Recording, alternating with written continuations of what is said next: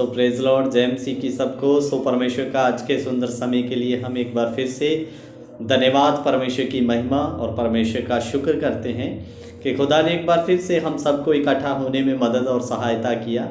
सो आइए, आज हम एक नया विषय लेकर आपके बीच में आए हैं। थंबनेल देख के आप लोग समझ गए होंगे। सो मेरे प्यारों, अभी बड़ी तेज़ी से एक नई और गलत शिक्षा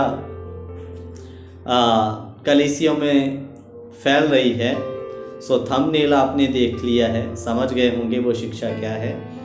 सो मेरे प्यारों, आज बहुत तेज़ी से लोग आपस में एक दूसरे को बोल रहे हैं कि जिस औरत को महीना या पीरियड आ रहा है तो वो बाइबल ना पढ़े और प्रभु भोज में ना शामिल हैं। अगर उसे बपतिस्मा लेना है, अगर उसे पीरियड आ रहा है तो वो कृपया बपतिस्मा भी पीरियड के ख़त्म होने के बाद ले करके।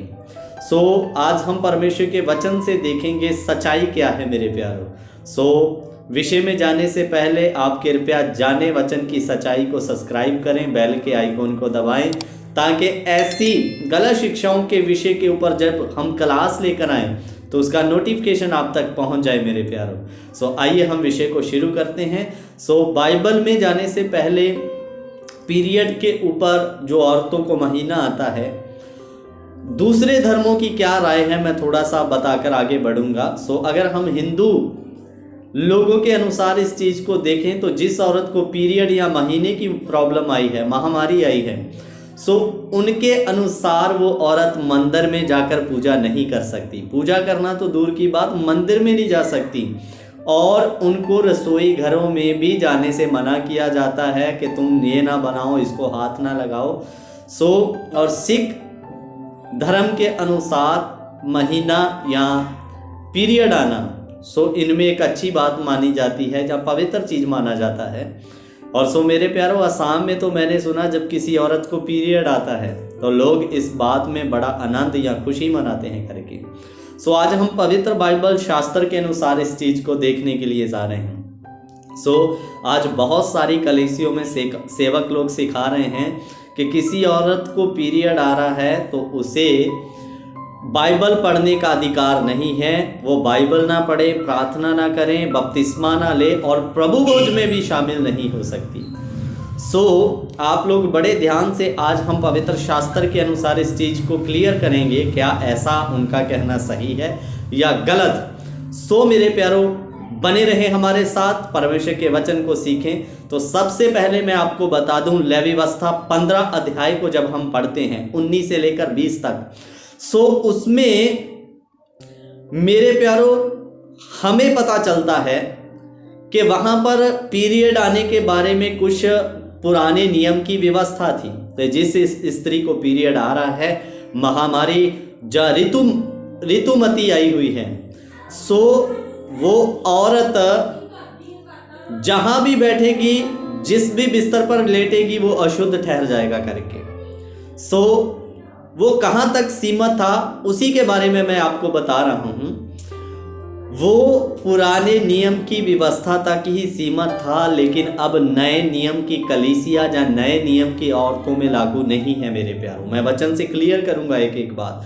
पुराने नियम के अनुसार वो 7 दिन तक, पीरियड खत्म होने के बाद 7 दिनों तक वो अपने आप को अशुद्ध ही ठहराएगी मेरे प्यारों।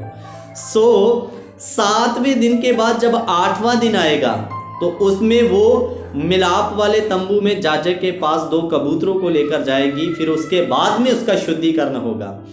सो लेकिन नए नियम के अकॉर्डिंग आज हम देखेंगे कि क्या व्यवस्था की उस विधि को आज भी माना जा सकता है या नहीं। तो आइए मेरे साथ एक वचन पढ़िए, गलातियों की पत्री 2 अध्याय उसका 16 वचन, ध्यान देकर सुनिए। तो भी ये जानकर मनुष्य व्यवस्था के कामों से नहीं पर केवल यीशु मसीह पर विश्वास करने के द्वारा धर्मी ठहरा। सो इधर पौलुस कहता मनुष्य व्यवस्था के कामों के द्वारा धर्मी नहीं ठहरा, यीशु मसीह के ऊपर विश्वास करने के द्वारा धर्मी ठहरा। आगे वो क्या कहता है, हमने आप भी मसीह यीशु पर विश्वास किया कि हम व्यवस्था के कामों से नहीं पर मसीह पर विश्वास करने से धर्मी ठहरे। पौलुस कहता हमने भी, सो वो खुद एक व्यवस्था को जानने वाला और दूसरों को व्यवस्था सिखाने वाला व्यक्ति है। वो भी कहता हम व्यवस्था के कामों से धर्मी नहीं ठहरे, हम आप भी यीशु मसीह के ऊपर विश्वास करने के द्वारा धर्मी ठहरे। मैं और थोड़ा सा आगे आपको समझाने के लिए एक और आयत लेना चाहता हूँ, गलाती 3 अध्याय उसका 10 वचन। इस आयत को बड़े ध्यान से सुनना। सो यहाँ पर लिखा, इसलिए जितने लोग व्यवस्था के कामों पर भरोसा रखते हैं वह सब श्राप के अधीन है। जितने व्यवस्था के कामों पर भरोसा रखते हैं वह सब श्राप के अधीन हैं। और आगे क्या लिखा, क्योंकि लिखा है जो कोई व्यवस्था की पुस्तक में लिखी हुई बातों के कारण बातों के करने में स्थिर नहीं रहता वह भी श्रापित हो, वह भी श्रापित है, लिखा है। सो उदाहरण के लिए अगर आप पुराने नियम की व्यवस्था के अनुसार 99% आप व्यवस्था की बातों को मानते हैं, एक में चूक गए तो भी आप श्रापित ठहरेंगे मेरे प्यारों।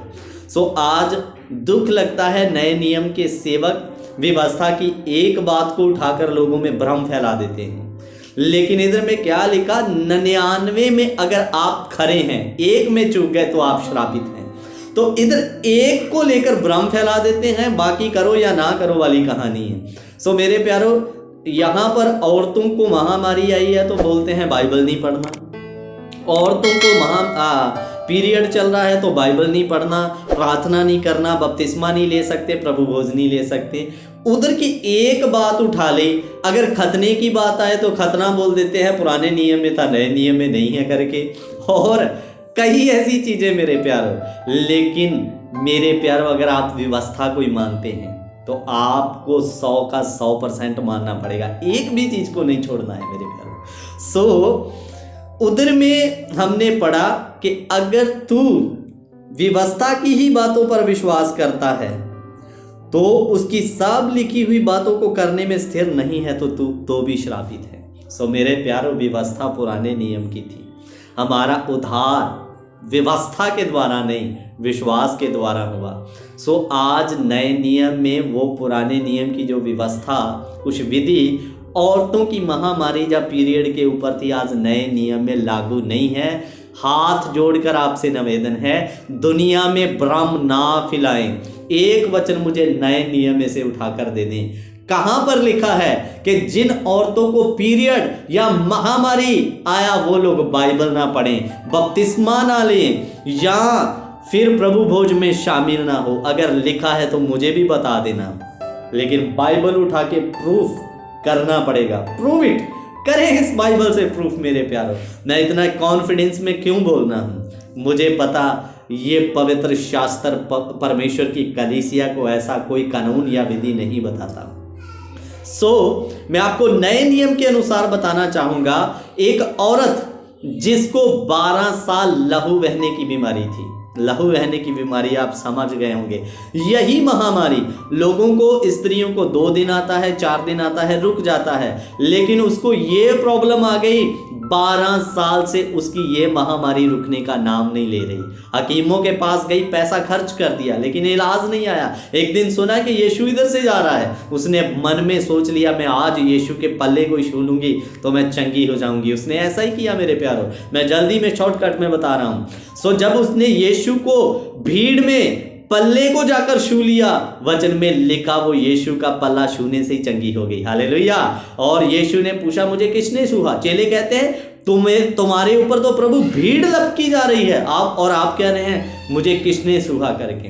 लेकिन यीशु कहता मुझे किसी ने विश्वास से छुआ और मेरे अंदर से शक्ति ने निकलकर उस औरत को चंगा किया है। परमेश्वर प्रभु यीशु बोलता है, अगर नए नियम के अनुसार जिस औरत को पीरियड आ रहा है वो बाइबल नहीं पढ़ सकती, वो प्रभु भोज में शामिल नहीं हो सकती, प्रार्थना नहीं कर सकती, तो मेरे प्यारों मैं आपको बता दूं, अगर ऐसा होता तो यीशु मसीह उस औरत को डांट कर बोलता तुझे तो महामारी की समस्या है, तुझे तो बहुत समय से खून आ रहा है, तूने मुझे छुआ कैसे? लेकिन ऐसा नहीं, परंतु वो यीशु के पल्ले को छूकर चंगी हो गई मेरे प्यारों। हालेलुया।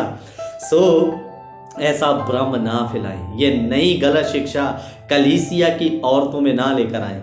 यहाँ पर भी लोगों को सिखाया जाता है प्रभु भोज को लेकर, जिस औरत को पीरियड आ रहा है वो प्रभु भोज में शामिल ना हो। कौन सी आयत को लिया जा रहा है, मैं वो भी आयत आपके बीच में रखने के लिए जा रहा हूँ और उसका क्लैरिफाई संदर्भ जो है वो भी आपको सिखाऊंगा। पहला कुरिन्थिया 11 अध्याय उसका 27 वचन पढ़ेंगे। पहला कुरिन्थिया 11 अध्याय उसका 27 वचन। इसलिए जो कोई अनुचित रीति से प्रभु की रोटी खाए या उसके कटोरे में से पिए तो वह प्रभु की देह और लहू का अपराधी ठहरेगा। इधर में लिखा जो कोई अनुचित रीति से उसकी रोटी और उसके कटोरे में से खाए तो वह उसकी देह और लहू का अपराधी ठहरेगा। इधर में कुछ सेवक अनुचित रीति शब्द को उठाकर बहन लोगों को सिखाते हैं, अगर तुझे पीरियड आ रहा है तो ये अनुचित रीति है, तुम इस हालत में प्रभु भोज में शामिल नहीं हो सकता। मेरे प्यारों, आपके पास आज एंड्रॉयड फोन है, आप अपने मोबाइल को लेना, गूगल में सर्च करना अनुचित रीति का क्या अर्थ है, तो गूगल आपको बताएगा गलत रीति या बुरे तरीके से। अनुचित रीति का मतलब पापमय जीवन, बुरे व्यवहार, गलत रीति में पढ़कर आप लोग प्रभु भोज में शामिल नहीं हो सकते। अनुचित रीति का मतलब पीरियड आना नहीं। सो मैं आपको उदाहरण के लिए बता देता हूं, अगर आपने चोरी की, आज चोरी किया, कल आप प्रभु भोज में शामिल हो रहे हैं, तो प्रभु कहता तुमने चोरी करके अनुचित रीति काम किया, अब तू प्रभु भोज में शामिल नहीं हो सकता। हमने आज भी विचार किया, कल प्रभु भोज में शामिल हो रहे हैं, तो हम अनुचित रीति से विचार करके प्रभु भोज में शामिल नहीं हो सकते। अनुचित रीति का मतलब बुरा या गलत कार्य को करके आप प्रभु भोज में शामिल नहीं हो सकते। सो मेरे प्यारों, बहनों के लिए तो अनुचित रीति उसका पीरियड हो गया, तो कलीसिया में केवल बहन नहीं भाई भी आते हैं, और अनुचित रीति का शब्द भाई और बहन दोनों के लिए हैं। तो औरतों के लिए तो अनुचित रीति पीरियड हो गया, तो भाइयों के लिए क्या है, मेरा आप लोगों से सवाल है, आंसर दे दीजिए मुझे मेरे प्यारों। गलत शिक्षा का प्रचार ना करें, झूठी शिक्षा, फॉल्स टीचिंग। सबसे पहले खुद बाइबल उठाएं और अच्छे से आप उसको पढ़ें, उस पर मनन करें, और कुछ भी एक दो विधियों परंपराओं को पुराने नियम की उठाकर नए नियम में उसको थोप ना दे मेरे प्यारों। सबसे पहले बारीकी से जांचना है, क्या हमें परमेश्वर का वचन इस शिक्षा को कलीसिया में लागू करने में अनुमति देता या नहीं। आज कुछ अधूरे ज्ञान के सेवक जो खुद गड्ढे में हैं और जो उनके सामने सुन रही उनके विश्वासी अधूरा ज्ञान के कारण उनके भी खड्डे में गिरने का कारण बन जाते हैं। मेरी प्यारी बहनों, अगर आप में से कोई सुन रहा है तो मैं आपको बता दूं, अगर आपको पीरियड आ रहा है, आप अवश्य वचन पढ़ सकते हैं, प्रभु भोज में शामिल हो सकते हैं, प्रार्थना कर सकते हैं। अगर कोई आपको ऐसा बताए तो आप उसे झूठी शिक्षा बताने वाला समझकर उसे कलीसिया में आने का जगह ना दे मेरे प्यारों। वो कई ऐसी झूठी शिक्षाएं आपके बीच में लाकर आपको गुमराह करेगा। ये गलत है, ये झूठ है कि कोई औरत अगर उसे पीरियड आ रहा है तो प्रार्थना ना करे, वचन ना पढ़े, बपतिस्मा ना ले, प्रभु भोज ना ले। गलत है। अगर आप इसको सही मानते हैं तो दे मुझे प्रूफ मेरे प्यारों, उठाएं बाइबल, करें प्रूफ। अगर आप व्यवस्था की वो 15 अध्याय वाला लेवी व्यवस्था निकालोगे तो उसके लिए आप व्यवस्था की एक नहीं, पूरा 100% आपको उसकी विधियों और परंपराओं को मानना पड़ेगा। और इधर पौलुस कहता तुम व्यवस्था के कामों से नहीं परंतु यीशु मसीह पर विश्वास करने के कारण धर्मी ठहरे। हालेलुया। इस गलत शिक्षा से बाहर आए। जो सेवक ऐसे शिक्षा फैला रहा है उससे भी मेरा निवेदन है, बाइबल उठाइए और एक बार अच्छे से छानबीन करें और बाइबल का सही उपदेश लोगों तक लाएं। प्रभु आप सबको आशीष दे। एक बार मैं लास्ट बात बोल के ख़त्म करूँगा। बहनों, अगर आपको पीरियड है तो आप हक से बाइबल पढ़ सकते हैं, प्रार्थना कर सकते हैं, वचन भी सुन सकते हैं, प्रभु भोज भी ले सकते, कोई मनाही नहीं नए नियम के अनुसार। परमेश्वर आप सबको आशीष और बरकत दे। जय मसीह की। गॉड